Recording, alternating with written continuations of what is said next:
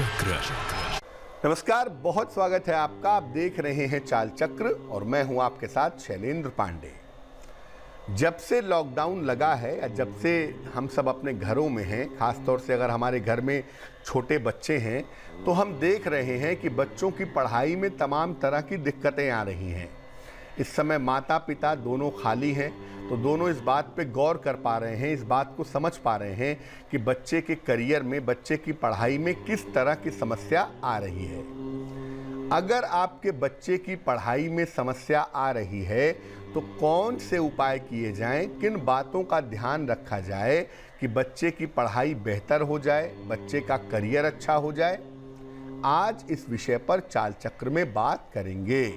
चाल चक्र में आज क्या खास है, चलिए बताते हैं आपको। चाल चक्र में आज बात करेंगे कि क्या आपके बच्चे की पढ़ाई में समस्या आ रही है, क्या बच्चे का पढ़ाई में मन नहीं लग पा रहा है, क्या उपाय करें जिससे बच्चे का मन पढ़ाई में लगे और बच्चा पढ़ाई में अव्वल रहे, बच्चा पढ़ाई में आगे बढ़ सके।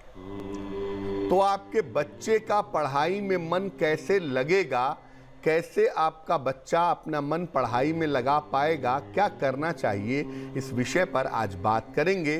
कार्यक्रम की शुरुआत करते हैं और सबसे पहले जानते हैं आज का पंचांग।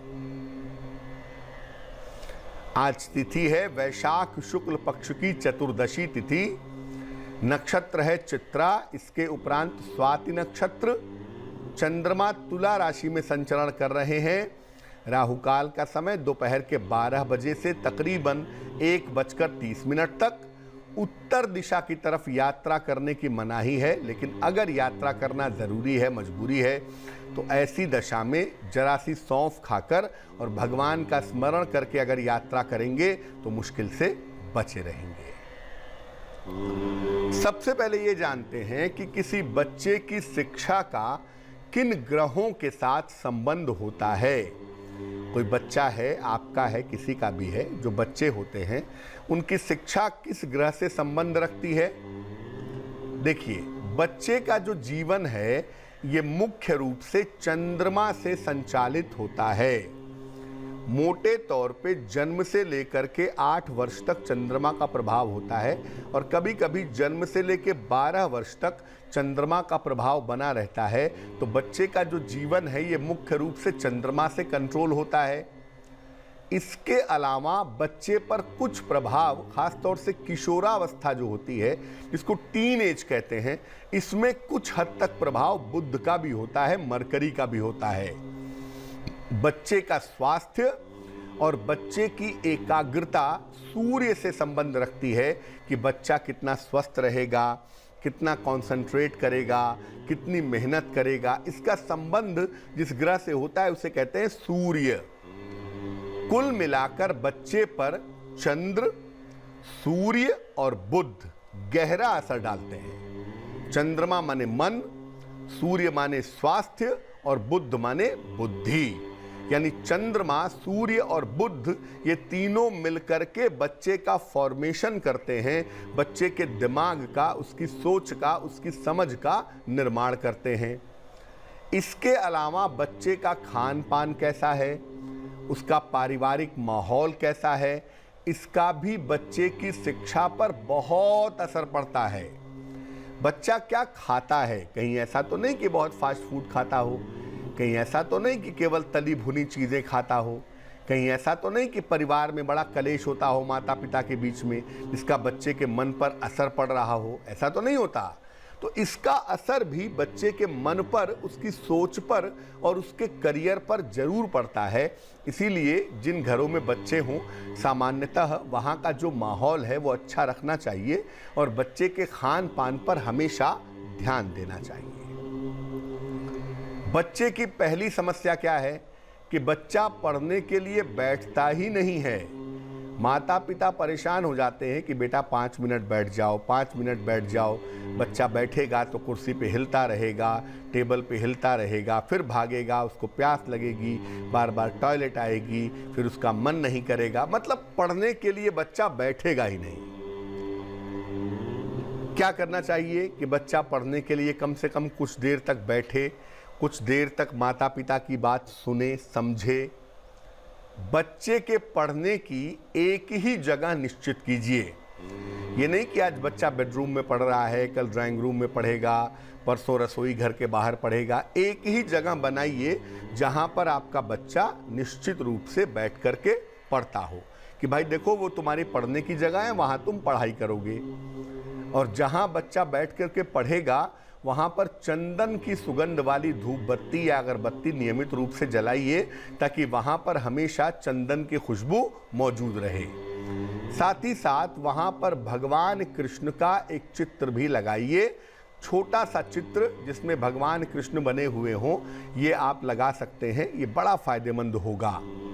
और जहां पर बच्चा पढ़ने के लिए बैठे वहां पर बहुत सारे प्रकाश का प्रयोग करिए, यानी वहां पर टेबल लैंप आदि, लाइटिंग आदि बिल्कुल ठीक होनी चाहिए ताकि बच्चा उस लाइट से प्रभावित हो सके। जो प्रकाश है ना, वो आपके मन पर बड़ा गहरा असर डालता है, आपके मन को अच्छा करने में उसकी बड़ी भूमिका होती है।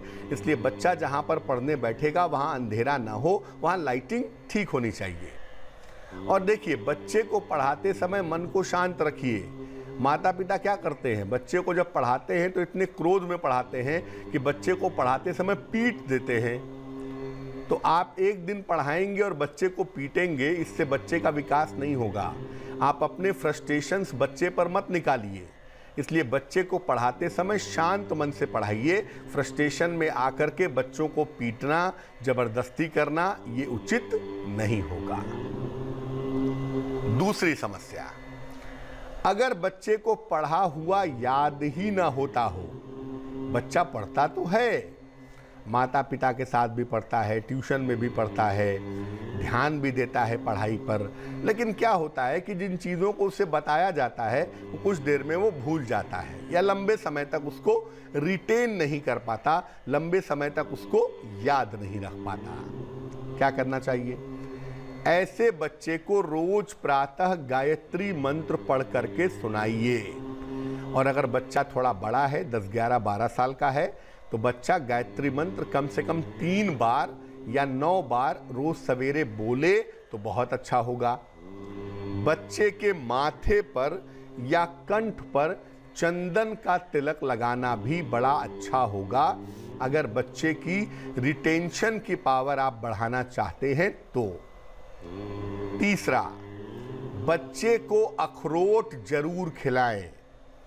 देखिए, उसका तरीका ये होता है कि अखरोट को छिलके के साथ रात में पानी में भिगा दीजिए और सुबह उठ करके उसको तोड़िए। उसके बाद जो अंदर की गिरी है, अंदर का अखरोट है, वो बच्चे को खिलाइए।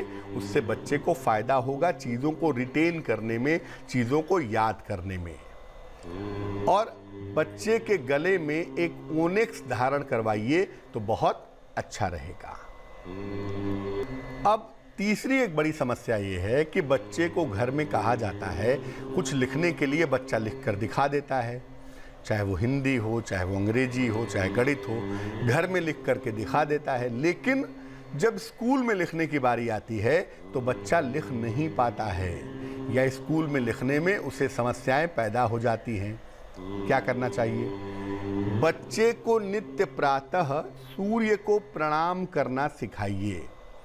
जब थोड़ा बड़ा हो जाए तो सूर्य को जल भी चढ़ाए, नहीं तो शुरुआती समय में बच्चा रोज सवेरे सूर्य को प्रणाम करेगा।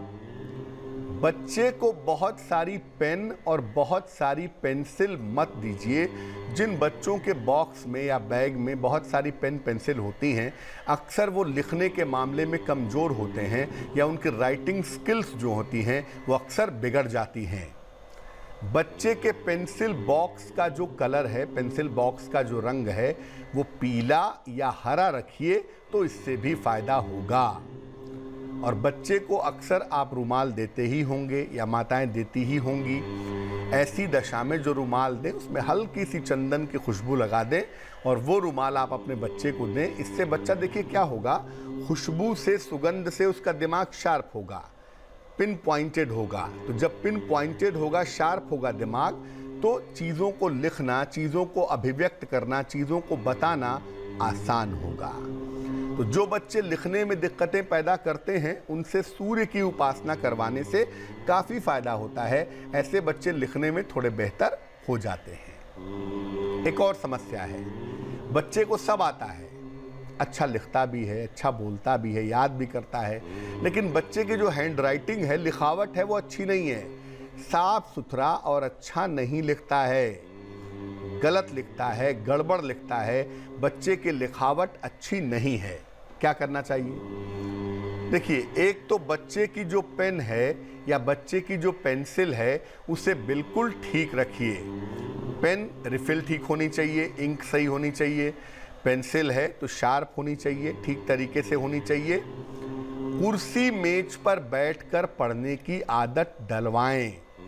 जो बच्चे कुर्सी मेज पर बैठ करके पढ़ते हैं या कुर्सी मेज पर बैठ करके लिखने की कोशिश करते हैं, उनको फ़ायदा काफ़ी होता है, ऐसा देखा गया है, ख़ास तौर से अच्छा लिखने के मामले में। अगर आप अपनी हैंड राइटिंग बढ़िया करना चाहते हैं, आप टेबल कुर्सी पे बैठ के पढ़ के देखिए, आपको फ़ायदा ज़रूर होगा। और अपने बच्चे की कलाई में एक लाल रंग का कलावा बांध दें। खास तौर से जो माँ है वो अपने बच्चे के, अगर बेटा है तो दाहिनी कलाई में और अगर बेटी है तो बाईं कलाई में एक लाल रंग का कलावा माता को बांध देना चाहिए। और अपने बच्चे के गले में एक पेरिडॉट धारण करवाएं। इससे बच्चे को फ़ायदा होगा, उसकी लिखावट के मामले में, उसकी समझ के मामले में। देखिए, बच्चों के साथ 3 बातों का बहुत ध्यान रखिए। आपका बच्चा किसी भी लग्न का हो, किसी भी राशि का हो, पहली बात का ध्यान रखिए कि बच्चा नियमित रूप से सूर्य को जल चढ़ाए या कम से कम सूर्य को प्रणाम करे, सूर्य का दर्शन करे। अगर ऐसा बच्चा नियमित रूप से करे तो बच्चे को फायदा होगा। दूसरा, आपका बच्चा किसी भी उम्र का हो, अपने बच्चे को गायत्री मंत्र जरूर सिखाइए। हमारे संस्कार भी हैं, हमारी परंपराएं भी हैं, और गायत्री मंत्र एक ऐसा मंत्र है जो मन को शुद्ध कर देता है, मन की निगेटिविटी को दूर करता है। और बच्चा रोज सुबह 3 बार, 9 बार, जितने बार भी बोल सके गायत्री मंत्र बोले। और जब ना बोल पाता हो तो कम से कम गायत्री मंत्र पढ़ करके अपने बच्चे को सुनाइए। 2 बातें हो गई। तीसरी बात यह है कि बच्चे के खान पान पर बहुत ध्यान दीजिए। बच्चे को फास्ट फूड आदि कम खिलाइए। ये जो फास्ट फूड है या उल्टी सीधी तेल मसाले वाली चीज़ें हैं, ये राहु से संबंध रखती हैं। और अगर आपका बच्चा ज़्यादा फास्ट फूड खाएगा, ज़्यादा बाहर की चीज़ें खाएगा, तो उसका मन एकाग्र नहीं हो पाएगा। तो घर का बना हुआ सादा भोजन करने की अगर आदत डाले, खास तौर से फल अगर खाए, फ्रूट्स भी अगर खाए, तो बच्चे को फ़ायदा ज़रूर होगा। वक्त एक छोटे से ब्रेक का हो गया है। ब्रेक के बाद बहुत सारी महत्वपूर्ण बातों पर चर्चा करेंगे, लेकिन ब्रेक पर जाने के पहले एक बार जान लेते हैं कि आज की जिज्ञासा क्या है। आज की जिज्ञासा है कि बच्चों की एकाग्रता बनाए रखने के लिए, बच्चों का कंसंट्रेशन बनाए रखने के लिए किस बात का सबसे ज़्यादा ध्यान रखना चाहिए। कौन सी ऐसी चीज़ है जिसको हम अक्सर भूल जाते हैं, जिसकी वजह से बच्चों की एकाग्रता बिगड़ जाती है। वो कौन सी बात है जिसका हमें ध्यान रखना चाहिए, ये आपको बताएंगे। समस्या के बारे में बात कर रहे थे। इस बीच एक दर्शक जुड़ रहे हैं हमारे साथ, आदित्य हैं, उनसे बात करते हैं। आदित्य, बताइए। नमस्कार पंडित जी। जी नमस्कार, बताइए। पंडित जी, हमें अपने बड़े वाले भाई साहब के बारे में पूछना था। जन्म तारीख बताइए उनकी। जी 9 जुलाई 1986। समय बताइए। जी सुबह के 11 बजे। कहाँ पे जन्म हुआ है? जी डिस्ट्रिक्ट हरदोई। क्या जानना चाहते हैं आदित्य? जी पंडित जी, हमारे बड़े वाले भाई साहब जो वो मतलब ठेकेदारी करते हैं, कॉन्ट्रैक्टर हैं। उनका बिजनेस करीबन 6 महीने से ठप पड़ा हुआ है और उनकी तबियत भी सही नहीं रहती है। काफी प्रॉब्लम भी आ गई है, घाटा भी हो गया बहुत ज्यादा। कुंडली आपके भाई साहब की कन्या लग्न की बनती है और राशि बनती है कर्क राशि। महादशा इस समय शुक्र की चल रही है और अंतरदशा इस समय राहु की चल रही है नवंबर 2021 तक। आपको बता दूं कि आपके भाई साहब की जो दशा अभी चल रही है, उस दशा के हिसाब से सितंबर 2020 तक इनका वक्त अच्छा नहीं है। स्वास्थ्य के लिए भी अच्छा नहीं है और करियर के लिए भी अच्छा नहीं है। सितंबर 2020 तक का समय इनके लिए बेहतर नहीं दिख रहा है। सितंबर 2020 के बाद इनको सफलता मिलने की संभावनाएं दिखाई दे रही हैं। क्या करना चाहिए? देखिए, अपने भाई साहब को बोलें कि जब लॉकडाउन हट जाए तो उसके बाद एक ओपल बनवा के पहन लें। 10-12 रत्ती का ओपल चांदी की अंगूठी में, दाहिने हाथ की तर्जनी उंगली में। शुक्रवार की शाम को ओपल पहनने से इनको लाभ होगा। और दूसरा, अपने भाई साहब को बोलें कि सुबह शाम दोनों समय 108 बार राहु के मंत्र का जप करें। ओम रांग राहवे नमः, इस मंत्र का जप करना भी इनके लिए फायदेमंद रहेगा। बच्चों का अगर पढ़ाई में मन नहीं लग रहा है या बच्चों के साथ शिक्षा में कोई समस्या आ रही है तो उसे कैसे दूर किया जाए, आपके सवालों के जवाब भी दे रहे थे। अब हम बात करेंगे आपके राशियों के हाल की, आपके सवाल का जवाब देंगे और जिज्ञासा का समाधान भी करेंगे। लेकिन सबसे पहले अब जान लेते हैं स्वस्थ रहने के सरल उपाय निरोगी भव में। अपने छोटे बच्चे को सुबह बादाम जरूर खिलाइए। रात में 4-5 बादाम पानी में भिगा दीजिए और सुबह बच्चे को चबाने के लिए दीजिए। ऐसा करने से बच्चे का जो ब्रेन है वो बहुत अच्छा होगा। बच्चे की याददाश्त लगातार बेहतर होती चली जाएगी। चलिए राशियों के सिलसिले की शुरुआत करते हैं और सबसे पहले जानते हैं मेष राशि। मेष राशि, मान सम्मान की प्राप्ति होगी। कारोबार आपका ठीक रहेगा। स्वास्थ्य का ध्यान बनाए रखें। शुभ रंग नारंगी और भाग्य होगा 70%। वृष राशि, दौड़ भाग बिल्कुल न करें। जिम्मेदारियां आपकी बढ़ सकती हैं। हालांकि धन की स्थिति ठीक होगी, धन की प्राप्ति होगी। शुभ रंग आसमानी और भाग्य होगा 65%। मिथुन राशि, नौकरी में सुधार होता हुआ दिख रहा है। परिवार में शांति रहेगी। स्वास्थ्य का ध्यान बनाए रखें। शुभ रंग धानी और भाग्य होगा 75%। कर्क राशि, मानसिक तनाव दूर होगा। मित्र का सहयोग मिलेगा। पूजा पाठ में व्यस्त रहेंगे। शुभ रंग पीला और भाग्य होगा 80%। सिंह राशि, आर्थिक पक्ष आपका बेहतर होगा। संतान पक्ष से आपको लाभ होगा। पारिवारिक समस्याएं हल होंगी। शुभ रंग लाल और भाग्य होगा 85%। कन्या राशि, समय यात्रा से बचाव करें। नौकरी में परिवर्तन के योग आपके लिए बन रहे हैं। धन की स्थिति कुल मिला के आपके लिए ठीक रहेगी। शुभ रंग नीला और भाग्य होगा 65%। तुला राशि, रुके हुए काम पूरे होंगे। मानसिक तनाव आपका दूर होगा। धन खर्च पर ध्यान बनाए रखें। शुभ रंग क्रीम और भाग्य होगा 70%। वृश्चिक राशि, करियर में थोड़ा बहुत कुछ बदलाव होगा। धन की स्थिति ठीक रहेगी। परिवार में शांति बनी रहेगी। शुभ रंग सफेद और भाग्य होगा 75%।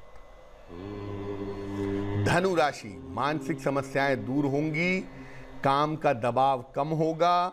परिवार का सहयोग आपको प्राप्त होगा।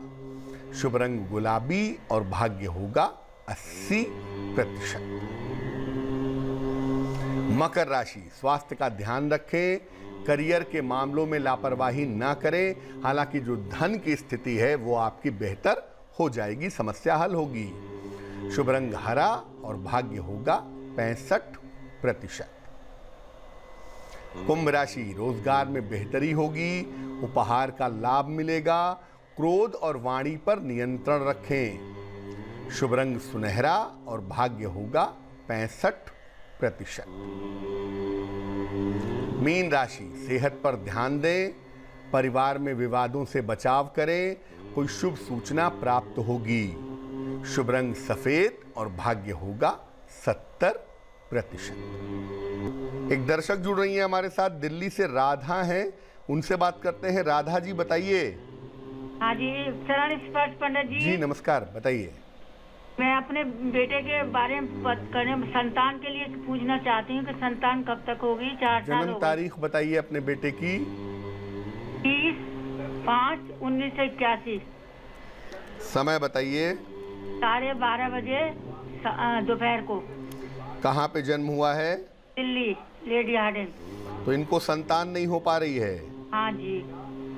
देखिए, आपके पुत्र की जो कुंडली हमारे पास बनती है, ये कुंडली आपके बेटे की बनती है सिंह लग्न की, और आपके बेटे की राशि बनती है मेष राशि। नवमांश कुंडली अगर हम देखें तो बृहस्पति की पोजीशन लग्न कुंडली में भी बहुत अच्छी नहीं है और नवमांश कुंडली में भी अच्छी नहीं है, तो संतान होने में निसंदेह विलंब की संभावना तो बनती ही है। महादशा इस समय चंद्र की चल रही है और अंतरदशा इस समय बुध की चल रही है अगस्त 2021 तक। पहले मैं बता दूं कि इसमें मेडिकली प्रॉब्लम होने की संभावना दिखाई दे रही है। यहाँ पर मेडिकल प्रॉब्लम है, इस तरह के संकेत कुंडली दे रही है, मेडिकल की समस्याएं कुंडली में बन रही हैं। तो मुझे लगता है कि डॉक्टर से जांच करा लेनी चाहिए, क्योंकि ये मेडिकल की समस्या है। आईवीएफ से या किसी ऐसे ट्रीटमेंट से संतान होने की संभावना ज़्यादा मजबूत दिखती है, ज़्यादा अच्छी दिखती है। और उसके लिए इस साल के जुलाई के बाद से इनको प्रयास करना चाहिए आईवीएफ या ऐसे ट्रीटमेंट के लिए, वो इनके लिए अच्छा रहेगा। फिलहाल अपने बेटे को आप बोलें कि वो एक पीला पुखराज बनवा के पहन लें, तकरीबन 4-5 रत्ती का पीला पुखराज सोने या पीतल की अंगूठी में, दाहिने हाथ की तर्जनी उंगली में। शुक्रवार की शाम को पीला पुखराज पहनने से इनको लाभ होगा और जुलाई के बाद आईवीएफ या किसी ऐसे ट्रीटमेंट के लिए कोशिश करें, उसमें संतान होने की इच्छा पूरी हो जाएगी। एक दर्शक जुड़ रही हैं कोलकाता से, आरती हैं हमारे साथ, उनसे बात करते हैं। आरती, बताइए। हाँ पंडित जी, गुरुजी प्रणाम। जी नमस्कार, बताइए। गुरुजी, हमारी शादी बहुत मतलब मुंह तक बात आकर टूट जाती है और शादी कब तक होगी गुरुजी, और स्वास्थ्य भी बहुत खराब रहता है हमारा। जन्म की तारीख पता है आपको अपनी? हाँ जी पता है। बताइए। 23 जुलाई 1987। समय बताइए। गुरुजी, सुबह के 9:13। और कहाँ पे जन्म हुआ है? गुरुजी, कलकत्ता ही में हुआ है। देखिए आरती, जो आपकी कुंडली हमारे पास बनती है, इस कुंडली के हिसाब से आपका जो लग्न बनता है वो बनता है कन्या लग्न, और आपकी जो राशि बनती है वो बनती है मिथुन राशि। महादशा इस समय आपकी बृहस्पति की चल रही है और अंतरदशा इस समय आपकी राहु की चल रही है। विवाह होने की संभावनाएं इस समय प्रबल हैं। ज्योतिष के हिसाब से इस साल के सितंबर अक्टूबर में या अगले साल के फरवरी मार्च में आपका विवाह होगा, और इस साल जुलाई के बाद से आपका विवाह तय हो जाने की संभावना प्रबल रूप से दिखाई देती है। जुलाई के बाद से आपकी शादी तय हो जाएगी, ऐसा दिख रहा है। दूसरी बात देखो ये है कि स्वास्थ्य में एक तो स्किन की समस्या है, त्वचा की समस्या है, दूसरे पेट की समस्या है, और तीसरे बेवजह चिंता करने की समस्या है। अगर इसको ठीक किया जाए तो मुझे लगता है मुश्किलें बहुत जल्दी हल हो जाएंगी। एक ओपल बनवा करके आप पहन लीजिए, 10-12 रत्ती का ओपल चांदी की अंगूठी में, दाहिने हाथ की तर्जनी उंगली में। शुक्रवार की शाम को एक ओपल पहन लें और रोज सवेरे 108 बार बृहस्पति के मंत्र का जप करें। ओम ब्रिम बृहस्पतये नमः, ओम ब्रिम बृहस्पतये नमः। इस मंत्र का रोज सवेरे स्नान आदि करके 108 बार अगर आप जप करें तो आपके लिए बहुत अच्छा रहेगा। चलिए अब बात कर लेते हैं उनकी जिनका है आज जन्मदिन। जिन लोगों का जन्मदिन है उन्हें हम सब की तरफ से जन्मदिन की हार्दिक शुभकामनाएं।